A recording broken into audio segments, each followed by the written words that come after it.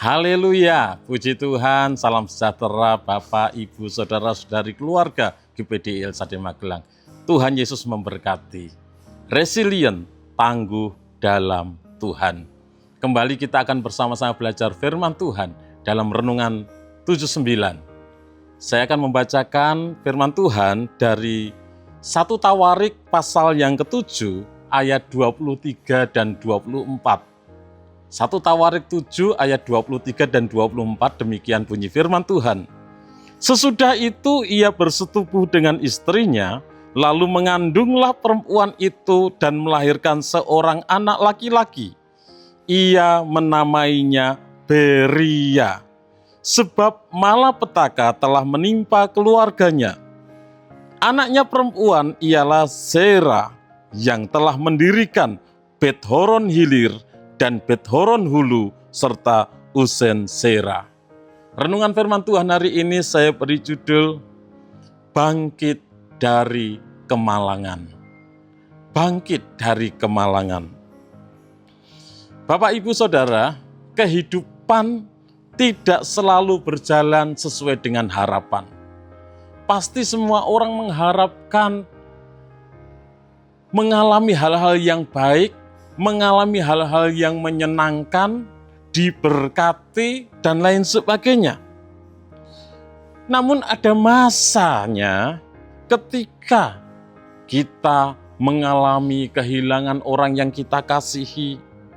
Ada masanya kita mengalami kegagalan dalam pekerjaan, dalam usaha.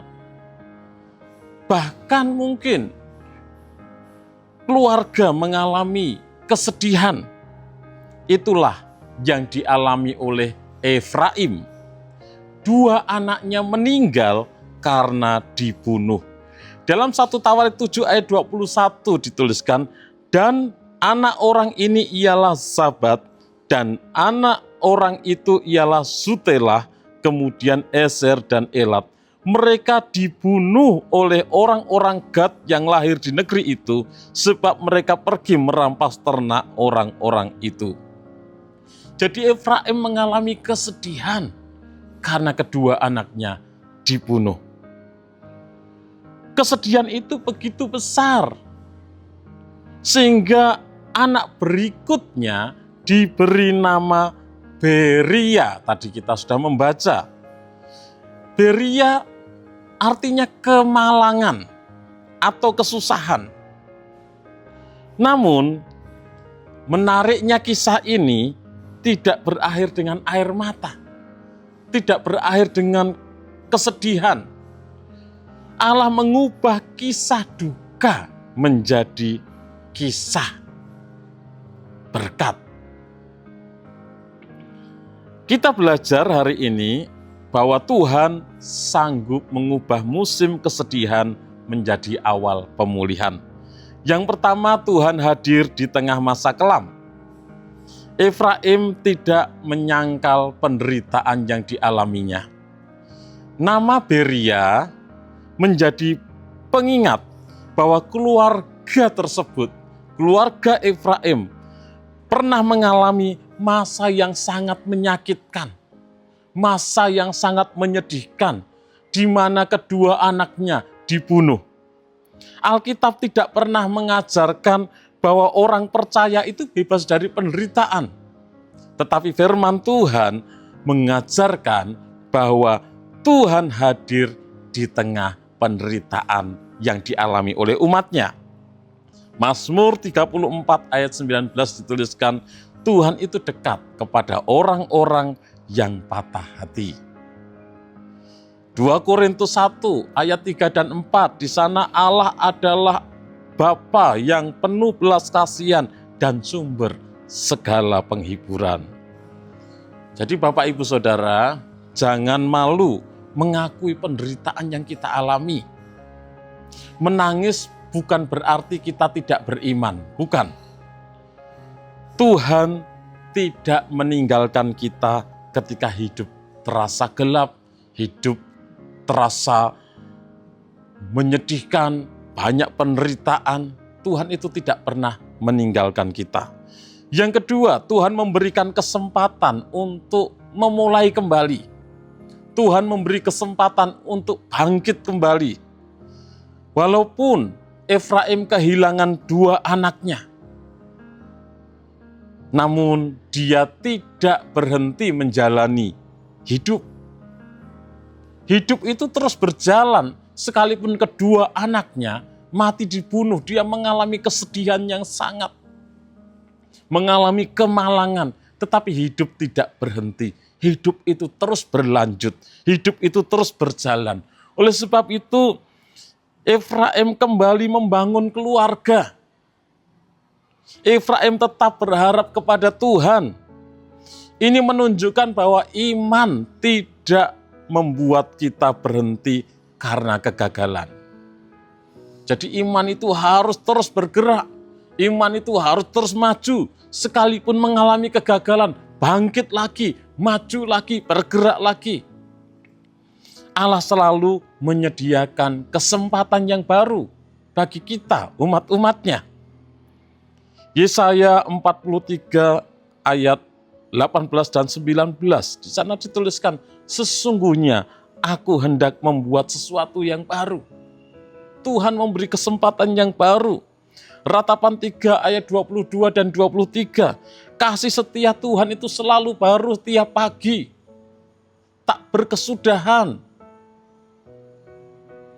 Mungkin hari ini ada di antara Bapak Ibu Saudara yang mengalami kegagalan dalam usaha, dalam pekerjaan, dalam keluarga,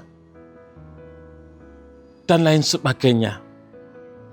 Keluarga mengalami masalah, jangan berhenti.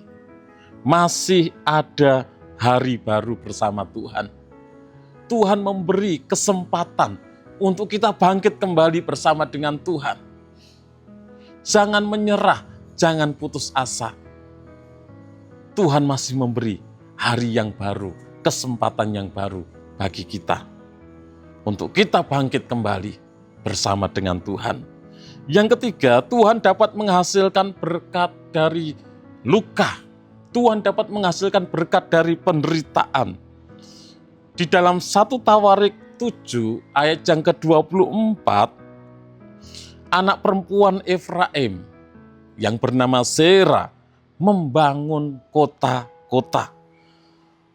Sera mendirikan Bet Horon Hilir, Bet Horon Hulu, dan juga Usen Seera. Membangun kota-kota dari keluarga Efraim, keluarga yang pernah mengalami duka.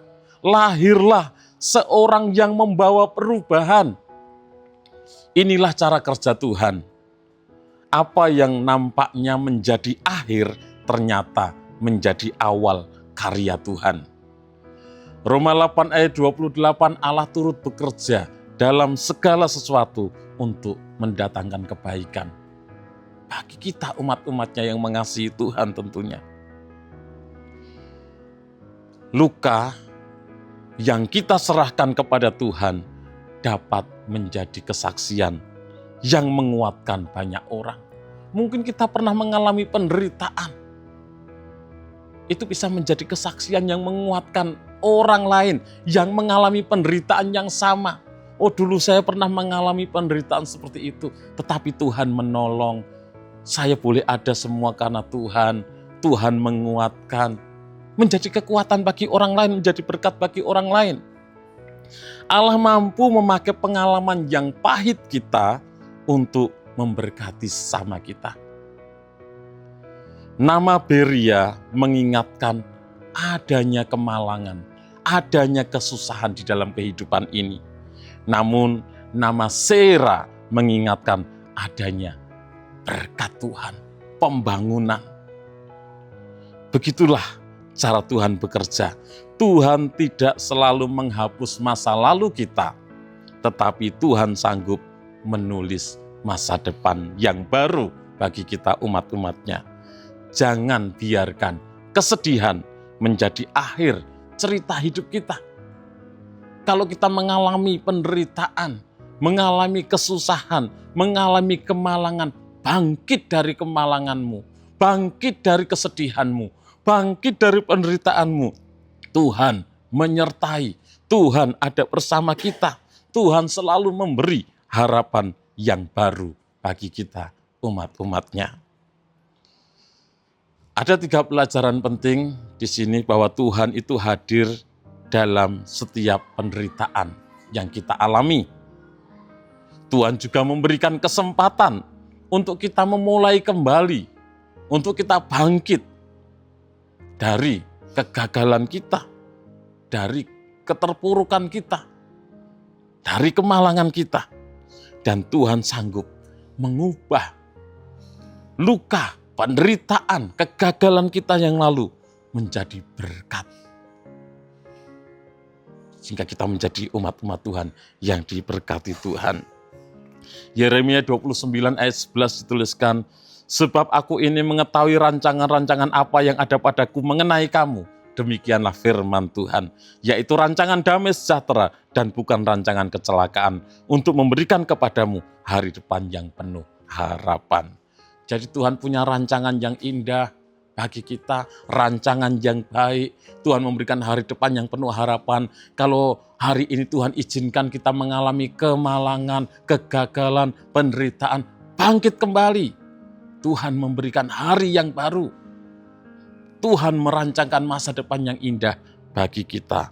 Kiranya setiap kita yang sedang melewati masa beria dalam hidup ini, percayalah bahwa Tuhan sanggup membawa kita memasuki musim Seira, musim yang diberkati Tuhan, musim pemulihan, musim pertumbuhan, dan kita menjadi berkat bagi banyak orang. Tuhan Yesus memberkati Bapak Ibu Saudara. Terima kasih bagi Bapak Ibu yang sudah dengan setia mengikuti Renungan 79, kiranya menjadi berkat bagi kita semuanya. Bagi Bapak Ibu Saudara yang ingin didoakan dengan pokok doa tertentu, atau ingin menyampaikan kesaksian, dapat menyalurkan melalui chat WhatsApp di nomor 0813 2742 0088. Mari kita berdoa. Terima kasih Tuhan Yesus, kami bersyukur Engkau Allah yang sungguh baik bagi kami. Engkau sudah menebus kami, menyelamatkan kami, dan Engkau pun mempunyai rancangan yang indah bagi setiap kami umat-umat-Mu. Kalau mungkin hari ini kami mengalami penderitaan, kami mengalami kegagalan, kami mengalami kemalangan, kami percaya bahwa ini bukan akhir dari kisah hidup kami. Kami mau bangkit bersama dengan Engkau, karena Engkau Allah yang menyediakan hari depan yang penuh pengharapan bagi kami. Allah yang menyediakan masa depan yang indah, hari depan yang baik bagi kami. Kami mau tetap percaya kepada Engkau, mengandalkan Engkau dalam hidup kami, berjalan terus bersama dengan Engkau, yang memberikan kami kekuatan, bahkan memberkati kehidupan kami, memberkati seluruh keluarga GPDL Sade Magelang dimanapun mereka berada. Kami hendak bergemar dalam perintah-perintah-Mu yang kami cintai itu. Kami menaikkan tangan kepada perintah-perintah-Mu yang kami cintai, dan kami hendak merenungkan ketetapan-ketetapan-Mu. Di dalam nama Tuhan Yesus Kristus kami berdoa bersyukur. Haleluya. Amin.